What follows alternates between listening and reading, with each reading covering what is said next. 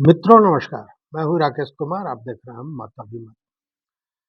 मित्रों, एक तरफ आप देख रहे होंगे कि राजस्व एवं भूमि सुधार विभाग में जो हड़ताल है, वो जारी है, काम-काज ठप है।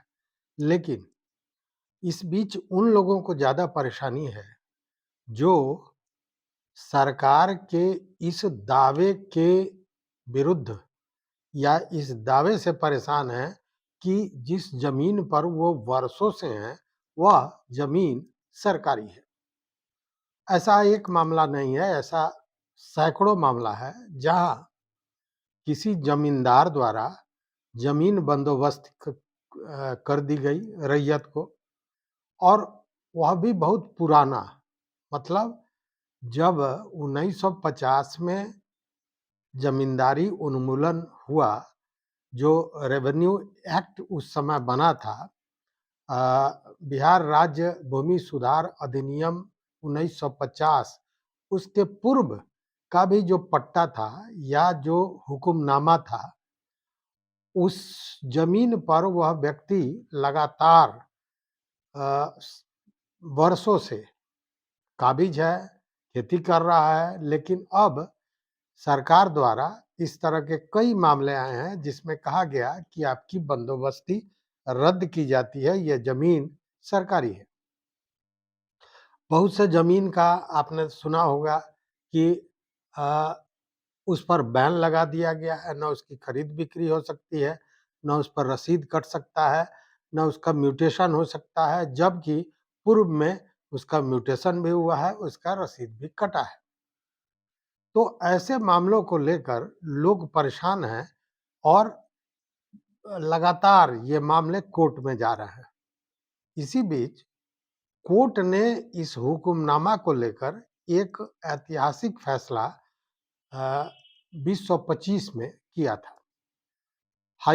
पटना हाई कोर्ट ने 2025 के 15 मई को एक डिसीजन दिया था और वह डिसीजन ऐसे मामलों में मील के पत्थर का काम करेगा। ऐसे मामले जिसमें जमींदार की जमीन को, जिस पर जमींदार ने रैयत को बंदोबस्त कर दिया, सादे हुक्मनामा से कर दिया या पट्टा से कर दिया या रजिस्टर्ड हुक्मनामा से कर दिया, वैसे जमीन पर सरकारी जमीन होने का दावा जो है, इस ऐसा जो मामला चल रहा है, ऐसे में यह कोर्ट का जो फैसला है, वो बहुत कारगर और मील का पत्थर साबित होगा। यह मामला क्या है, इसको भी समझिए। देखिए, यह मामला है पटना हाई कोर्ट में, यह केस नंबर था 179 oblique 2018, state of Bihar versus Shivnath Gupta. देखिए, यहाँ मामला क्या था, ये समझिए कि जो शिवनाथ गुप्ता हैं, इनके पूर्वज थे केदारनाथ गुप्ता, जिनको तत्कालीन जो जमींदार थे, उस जमींदार ने हुक्मनामा के द्वारा 11 बीघा जमीन बंदोबस्त कर दिया। बंदोबस्त कर दिया, बज़ाब्ते उसका रसीद मिला, मतलब लगान फिक्स हुआ और केदार प्रसाद गुप्ता जो है, केदारनाथ गुप्ता जो थे, वो उस ज़मीन पर खेती करने लगे और उसका लगान भी देने लगे। ये लगातार चल रहा था और निर्विवाद रूप से चल रहा था। लेकिन आप देखिएगा कि जब 1950 में जमींदारी उन्मूलन हुआ और 1950 में बिहार राज्य भूमि सुधार अधिनियम 1950 अ, एक्ट जो है वो लागू हुआ, उसके बाद से मामले कहीं न कहीं विवादित होते गए। विवादित क्यों हुआ? उसके पीछे भी कारण था कि जमींदारों ने कागज़ पर सादा हुक्मनामा, रजिस्टर्ड हुक्मनामा, इवन एक छोटे से चिरकुट पर भी लिखकर पट्टा दे दिया कि ये ज़मीन आपकी हो गई। तो जमींदारों ने तो दे दिया, लेकिन उसका रिटर्न कहीं न कहीं सरकार को जब ज़मींदारी उन्मूलन हुआ, उसके बाद उसका रिटर्न सरकार को प्रस्तुत नहीं किया गया। इसके चलते सरकार के पास कोई भी कहें कि सही दस्तावेज उपलब्ध नहीं हो सका। चूँकि ज़मींदारी उन्मूलन के बाद ज़मींदारों की जितनी भी संपत्ति थी, वह स्वयं स्टेट के अधीन हो गई, मतलब सरकार के अधीन हो गई। लेकिन उसका जो आंकड़ा था कि कौन ज़मीन ज़मींदार ने किसको दिया, कैसे दिया, इसका पूरा आंकड़ा, इसका दस्तावेज सरकार के पास नहीं था और ऐसे में विवाद शुरू हुआ।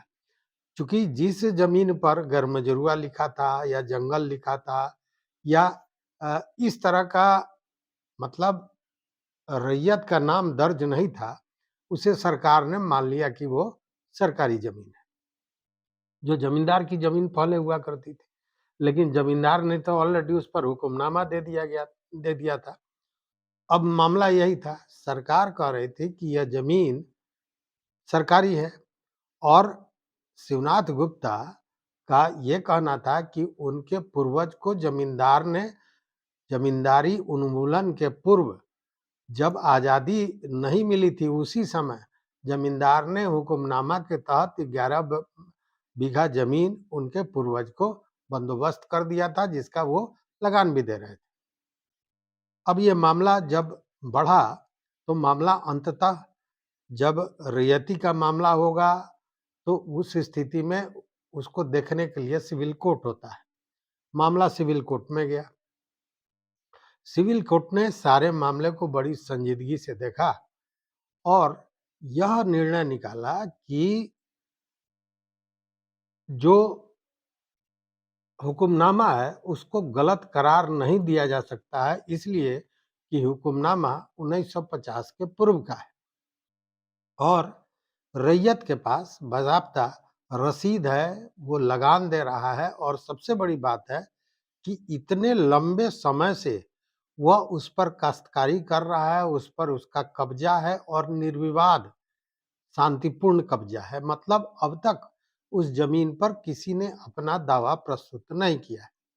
जबकि सरकार की तरफ से केवल यही कहा जा रहा था कि वह जमीन सरकारी है, इसलिए कि जमींदार की जो वह संपत्ति है वो सरकार के अधीन आ गई है। लेकिन कोर्ट ने माना कि नहीं, हुक्मनामा सही है, दखल कब्जा लंबे समय से है, शांतिपूर्ण कब्जा है, लगान दिया जा रहा है। ऐसी स्थिति में यह जमीन रैयती है और कोर्ट ने शिवनाथ गुप्ता के पक्ष में फैसला सुना दिया। अब जब फैसला शिवनाथ गुप्ता के पक्ष में गया, तो उसके बाद सरकार, मतलब बिहार स्टेट हाई कोर्ट में अपील में चली गई। हाई कोर्ट में अपील में जब मामला गया, तो वहाँ भी हाई कोर्ट ने दोनों पक्षों की बात सुनी और इस मामले की सुनवाई की न्यायमूर्ति खतीब रजा साहब ने। उनके बेंच में यह मामला गया, उन्होंने सारे दस्तावेजों को देखा, सरकार द्वारा जो साक्ष्य प्रस्तुत किया गया उसको देखा और यह पूछा गया कि आखिर जब ये सार्वजनिक जमीन थी और सार्वजनिक जमीन को जमींदार द्वारा हुक्मनामा में इसे दे दिया गया, रैयत को दे दिया गया, तो आखिर किस आधार पर इस जमीन को सरकारी आपने घोषित किया गया है, उसकी क्या प्रक्रिया अपनाई गई है? मतलब उस जमीन को फिर सार्वजनिक कैसे बनाया गया?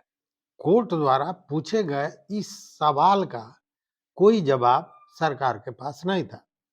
क्योंकि अ, किस आधार पर अगर जमींदार ने उसे बंदोबस्त कर दिया वो 11 बीघा जमीन, तो वह तो रैयती हुआ, तो फिर उस रैयती जमीन को सरकारी जमीन कैसे परिवर्तित किया गया, वह कैसे हुआ, इसकी प्रक्रिया बताने में, इसका साक्ष्य देने में सरकार फेल हो गई और उस स्थिति में 15 मई 2025 को यह एक बड़ा फैसला सुनाया गया और उस जमीन को जो 11 बीघा ज़मीन था, उसको रैयती करार दिया गया और हुक्मनामा को सही ठहराया गया।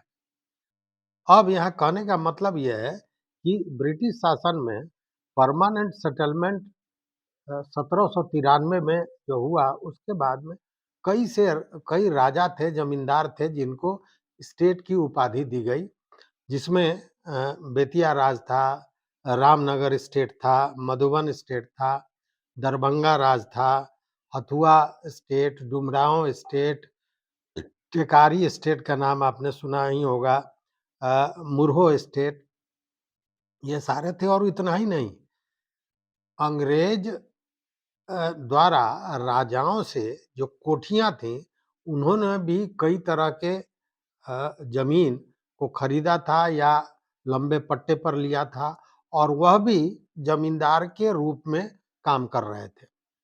मतलब वह भी पट्टा देते थे, वह भी हुक्मनामा के आधार पर ज़मीन की मलकियत देते थे। तो ये काम होता था, और ऐसे ही जो ज़मीन है, जो ज़मीन लोगों को मिला हुआ है, जो पुराना हुक्मनामा के द्वारा या पट्टा के द्वारा है, लेकिन किसी कारण से उसका रिटर्न भी सरकार के पास नहीं है और सरकार के पास उसका दुरुस्त दस्तावेज नहीं है, वैसे में वैसे ज़मीनों पर सरकारी ज़मीन होने का दावा किया जा रहा है और लगातार ये मामले कोर्ट में जा रहे हैं।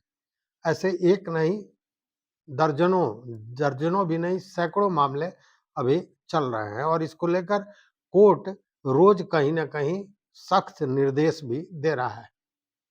लेकिन दस्तावेज नहीं होने के चलते ये परेशानियाँ हो रही हैं। देखिए, उस समय जो ज़मींदारों द्वारा हुक्मनामा दिया जाता था, वो 3 तरह का था। एक तो सिंपल हुक्मनामा था।